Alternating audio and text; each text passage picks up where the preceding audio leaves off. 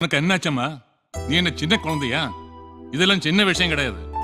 இல்ல சின்ன விஷயம் இல்ல. திடீர்னு எடுத்த போன்ல கூப்பிட்டு மகனை வேணா கூட்டிட்டு போ, இல்லைன்னா கொன்னுடுவேனா. உங்களை போன்ல அடிச்சா கிடைக்கல. எனக்கு அப்ப அப்படி செய்யத்தான் தோணுச்சு. என்ன சொன்னாலும் அம்மா செஞ்சது தப்புதான். யாரோ எங்க இருந்தோ கூப்பிட்டு சொன்னதை வச்சு அவசரப்பட்டு வந்து பிரச்சனை பண்ணியாச்சு. எவ்வளவு பேரோட உழைப்புன்னு தெரியுமா சினிமா? இப்ப நடந்ததே நடந்து போச்சு. இன்னும் நடக்க வேண்டிய பற்றி யோசி. கூடிய சீக்கிரம் ஜெய்சங்கர் அங்கே போய் சேரணும். அது வேண்டாம், பணம் வேணா கொடுத்துடுறேன். சிவகாமியோட நிச்சயம் முடியாம இவனை எங்கேயுமே போக விட மாட்டேன். நீ அதே சொல்லிட்டு இருக்காது. நம்ம பையன் ஹீரோயின் நடிக்கிற படத்திலிருந்து நீ கூட்டிட்டு வந்திருக்க. இங்க இருக்கிற சினிமாக்கார எல்லாம் அது அறிஞ்சிருக்கணும். அது அவனோட எதிர்காலத்தை பாதிக்கும். அவனோட அடுத்த படத்தில் ப்ரொடியூசர் என்னை விളിച്ചിരുന്നു. எனக்கு ஒன்னும் മനസ്സിലാവുന്നില്ല. இல்ல சும்மா ஒரே வீட்டுல லேண்ட் நம்பர் தேடி போன் பண்ணுமா? இதுக்கு முன்னாடி உனக்கு ஏதாவது எதிரிகள் இருக்காங்களா? மா அந்த போனாவது கொடுமா. இல்ல இது என்னோட கையில சுவிட்ச் ஆஃப் ஆயிருக்கு.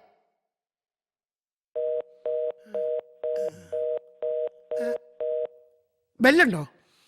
സ്വിച്ച് ഓഫാ. ഇനി എന്ത് ചെയ്യും സാറേ? ജയശങ്കർ ഇല്ലാത്ത സീനുകളാണ് ഇപ്പൊ എടുത്തുകൊണ്ടിരിക്കുന്നത്. ഒരു മാസായി ഷൂട്ടിംഗ് പകുതി കഴിഞ്ഞു. അതുകൊണ്ട് നായകനെ മാറ്റി പുതിയ നായകനെ വെക്കുന്ന പ്രശ്നമില്ല.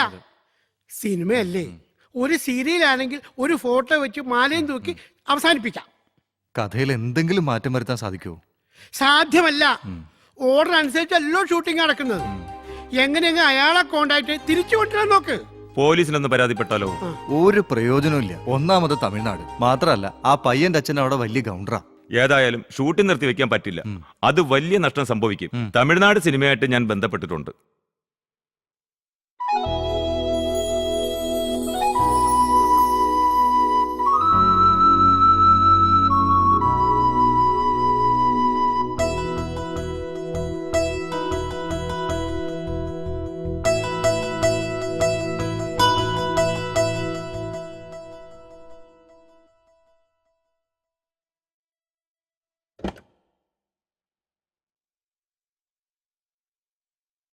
എന്താ മോനെ നിന്റെ ശരിക്കുള്ള പ്രശ്നം? എനിക്കറിയില്ല അച്ഛാ. നിന്റെ അമ്മ വെറുതെ ഇങ്ങനൊരു അബദ്ധം കാണിക്കില്ല. ഫോണിലൂടെയുള്ള സംസാരമാണ് അമ്മയെ ചൂടുപിടിപ്പിച്ചത്. അതുകൊണ്ടാണ് ചാടി പുറപ്പെട്ടത്. നീ അവിടെ ആരെങ്കിലുമായി വാക്തർക്കമോ മറ്റെന്തെങ്കിലും പ്രശ്നം ഉണ്ടായോ? അത് അങ്ങനൊന്നും ഇല്ല അച്ഛാ. ഇതാ നിന്റെ ഫോൺ. ഞങ്ങൾ ആരും നിർബന്ധിച്ചിട്ടല്ല. നിന്റെ താല്പര്യപ്രകാരമാണ് നീ സിനിമയിൽ അഭിനയിക്കാൻ പോകുന്നത്. സിനിമയെക്കുറിച്ച് നിനക്കറിയാലോ. ആവശ്യമില്ലാത്ത ഗോസിപ്പിൽപ്പെട്ട് വെറുതെ ഭാവി കളയരുത്. ഇല്ല അച്ഛാ. രാവിലെ തന്നെ പോവാൻ നോക്ക്. ശരി അച്ഛാ. Good night. ഓക്കെ. ഇങ്ങനെ ആലോചിച്ച് സമയം കളയാണ്ട് എന്തെങ്കിലും വഴിയുണ്ടോ നോക്ക്. എന്ത് വഴി? ഒരു വഴിയും ഇല്ല. അയാൾ വരാതെ ഒരു വഴി നടക്കൂല.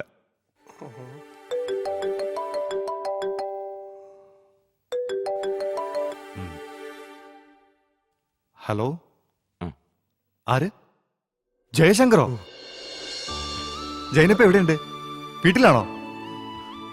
അന്നു മുതൽ ഫോണിൽ ട്രൈ ചെയ്യുന്നുണ്ടായിരുന്നു. അതെയോ? Okay Jayashankar, bye. എന്തു പറഞ്ഞു? ജയശങ്കർ രാവിലെ അവിടെ നിന്ന് പുറപ്പെടും. എല്ലാം വന്നിട്ട് പറയാന്ന്. സരസ, അയാള് സേഫ് ആണെന്ന് സ്റ്റേഷനിൽ അറിയിക്കണേ. സമാധാനായി. അപ്പൊ ഓക്കെ.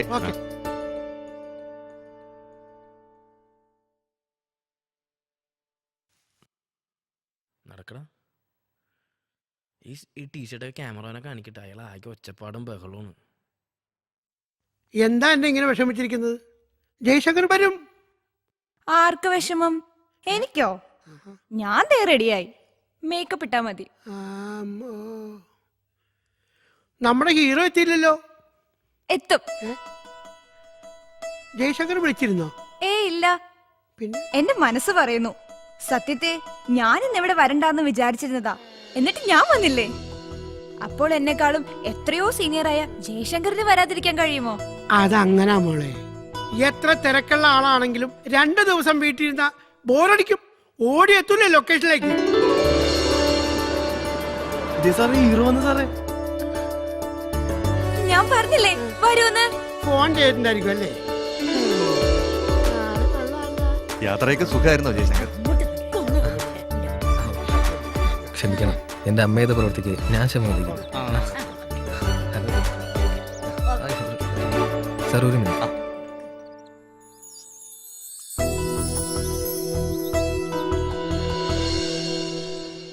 ഇതിരിക്കട്ടെ, എന്റെ അമ്മയുണ്ടാക്കിയ നഷ്ടത്തിന് ഒരു പരിഹാരമായിട്ട്.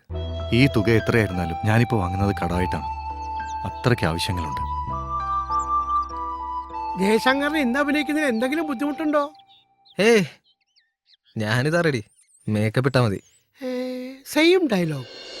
തേയിലത്തോട്ടത്തിലൂടെ നടന്നു വരുന്ന ലക്ഷ്മി, ലക്ഷ്മിയെ കാണുന്ന വിനോദ്. വിനോദ്, നീ എന്താ ഇവിടെ നിൽക്കുന്നേ? എന്താ അന്നെ ഡയലോഗ് കാണാതെ പഠിക്കുകയാണോ? അല്ല ഏട്ടാ, വായിക്കുമായിരുന്നു. എന്ത് തോന്നുന്നു അന്നയുടെ അഭിനയത്തെ കുറിച്ച്? അതിന് മറുപടി പറയേണ്ടത് ചേട്ടനൊക്കെ തന്നെ. നല്ല ഫ്യൂച്ചർ ഉണ്ട് അന്നയ്ക്ക്. വേറെ എവിടെന്നെങ്കിലും ചാൻസ് വന്നിട്ടുണ്ടോ? എങ്കിൽ ചേട്ടനൊക്കെ അറിയാതിരിക്കോ? എനിക്ക് 1-2 എൻക്വയറി വന്നിരുന്നു. ഇത് കഴിയട്ടെ എന്ന് ഞാൻ പറഞ്ഞു. അടുത്ത പടത്തിന് എഗ്രിമെന്റ് വെക്കാമല്ലോ. അന്ന് അച്ഛനാ നടി ഇൻസൾട്ട് ചെയ്തപ്പോ പെട്ടെന്ന് കയറി പറഞ്ഞതാ. പിന്നെ അല്പ അഭിനയമോഹം ഉണ്ടായിരുന്നു. ഈ സിനിമ വിജയിക്കണം, അതെന്റെ കൂടെ ആഗ്രഹമാണ്. വിജയിക്കും, അത് ഉറപ്പാ. അതിന് ഒരു സംശയവും വേണ്ട. മോൾ ഇത് വാങ്ങും. ഇത് ഞാൻ അന്ന് തന്ന ഓർണമെന്റ്സ് അല്ലേ? അതെ, എല്ലാ ഐറ്റവും ഉണ്ടെന്ന് നോക്ക്. അതിരിക്കട്ടെ, എവിടുന്ന് ഇത്രയും കാശ് കിട്ടിയത്? അതൊരാള് തന്നതാ. ആര്? പേര് പറയാൻ മടിക്കുന്ന ജയശങ്കർ എന്നുള്ള ചെറുപ്പക്കാരൻ. അത് ശരിയാവില്ല. നമ്മളിത് അയാൾക്ക് കൊടുത്ത പേയ്മെന്റ് അല്ലേ? ആ പേയ്മെന്റ് അയാൾ തിരിച്ചു തന്നു. അയാൾക്ക് സിനിമ തീർന്നിട്ട് കാശ് കൊടുത്താൽ മതി എന്ന് പറഞ്ഞു. എന്താ കുഴപ്പം? അയാള് കാശിന് വലിയ ആർത്തിയുള്ള നടനൊന്നും അല്ല. ശരിക്കും അയാളുടെ അച്ഛന്റെ ആഗ്രഹമാണ് മകനെ സിനിമ നടനാക്കാൻ. പുള്ളി തമിഴ്നാട്ടിലെ പെരിയ കൗണ്ടറല്ലേ? എങ്കിലും സിനിമ തീരുമ്പോൾ നമ്മൾ അയാളെ സെറ്റിൽ ചെയ്യും. അന്നയുടെ സ്വർണം പണയം വെച്ചാണ് ജയശങ്കറിന് കാശ് കൊടുത്തെന്ന് പറഞ്ഞപ്പോൾ പുള്ളിക്കാരന് വലിയ സങ്കടമായിപ്പോയി. സിനിമയിൽ ഇത്തരം ആൾക്കാർ വളരെ കുറവാണ്.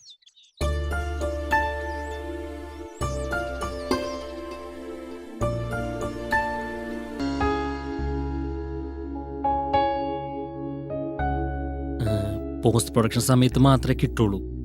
എന്നാലും ദിനേശനൊന്ന് സംസാരിച്ചു നോക്ക്. ഇവിടുത്തെ കാര്യം എനിക്ക് അറിയാവുന്നല്ലേ സാറേ. പറയാണ്ട് തന്നെ ഈ കാര്യം ഞാനവിടെ സംസാരിച്ചു. ഡയറക്ടർ എന്റെ മുന്നിൽ വെച്ച് എന്നെ അയാളെ വിളിക്കുകയും ചെയ്തു. സാറേ, എന്താ ദിനേശ? ഞാൻ ഒരു കാര്യം പറഞ്ഞ സാർ ചെയ്യൂ? എന്താ? സാറ് നമ്മുടെ ആന്റണിയോട് കുറച്ച് കാശ് കടം ചോദിച്ചാലോ? അയാളുടെ കയ്യിൽ എന്തായാലും കാണാണ്ടിരിക്കൂല. ഒരിക്കൽ ഇറങ്ങിത്തിരിച്ച് നഷ്ടങ്ങളുണ്ടായതാ. അതൊന്നും ശരിയാവില്ല. അത് സാറിന്റെ കൂട്ടുകാരനല്ലേ? എനിക്ക് ചോദിക്കാനൊന്നും വയ്യ. ഒടുവിൽ ചോദിച്ചിട്ട് കിട്ടിയില്ലെങ്കിലോ? ഒരു കാര്യം ചെയ്, നീ ഒന്ന് ചോദിച്ചു നോക്ക്. നീയാവുമ്പോ. ഞാനോ? ഏതായാലും ഞാനൊന്ന് സംസാരിക്കാം. ഓക്കെ, വാ ഇരിക്കേ.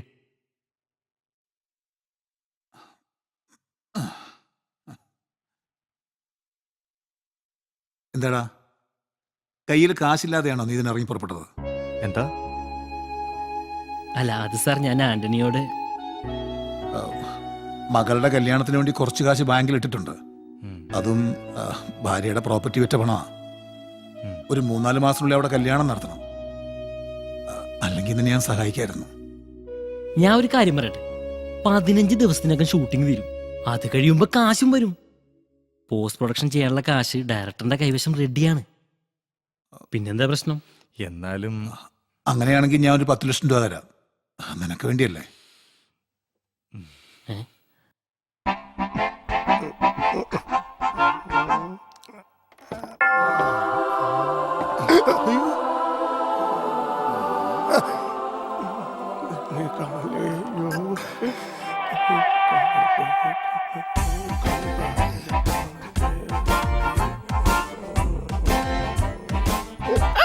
കണ്ടില്ല.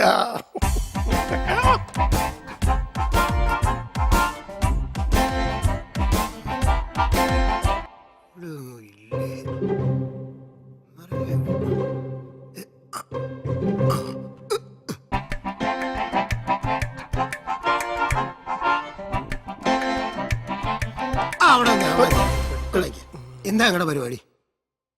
കണ്ടൂടെ എന്താ ചെയ്യണേന്ന്? അപ്പൊ നിങ്ങൾ സിനിമാക്കാരല്ല, ഇതുപോലെ പരിപാടി അല്ലേ? ദേ, എന്നോട് വിളച്ചിലെടുക്കരുത്. നിങ്ങൾ ഈ സിനിമ തുടങ്ങിയപ്പോ മുതൽ ഞാൻ പല വേഷങ്ങളും കിട്ടി. എന്നോട് വേഷം കെട്ടിറക്കരുത്, കളിയാൻ കാണിച്ചു തരും ഞാൻ. വേണു നിന്റെ കയ്യിൽ നിന്ന് കാശ് വാങ്ങിയെന്നുള്ള നേരാണ്. എന്നെ നാറ്റിക്കരുത്. ഞാനൊരു ഡയറക്ടറാണ്. പ്ലീസ് പപ്പ ഇങ്ങ വന്നേ. ഇയാൾക്ക് കൊടുക്കാൻ നല്ല ഏതെങ്കിലും വേഷം ഇരിപ്പുണ്ടോ? വേഷം എന്ന് പറയുമ്പോ ഒരു ഹാജിയാരുടെ വേഷമുണ്ട്. പക്ഷെ ഇത് നാളെ തന്നെ ചെയ്യണം. ആ കഴിഞ്ഞ ചെയ്യാമോ? ഇതൊക്കെ നടപടിയുള്ള കേസാണ്.